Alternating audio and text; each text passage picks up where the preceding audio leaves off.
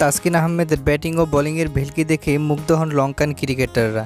এদিকে টসে জিতে কলম্বো স্ট্রাইকার্সকে ব্যাটিংয়ে পাঠায় ক্যান্ডি ফাল্কন। সেই দলে সুযোগ পান বাংলাদেশি বাঁহাতি পেসার শরীফুল ইসলাম। শরীফুল ইসলাম ৪ ওভার বল করে ৪৩ রান দিয়ে তুলে নেন ২টি উইকেট। কলম্বো স্ট্রাইকার্স এর একাদশে সুযোগ পান তাসকিন আহমেদ।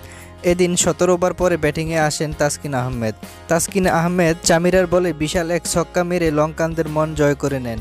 পরে তাসকিন বেশি দূর যেতে পারেননি, আউট হন ৩ বলে ৭ রান করে। নির্ধারিত ২০ ওভার শেষে তাসকিনের দল করেন ১৯৯ রান। জবাবে ২০০ টার্গেটে ব্যাটিং করতে নেমেন শরীফুলের দল।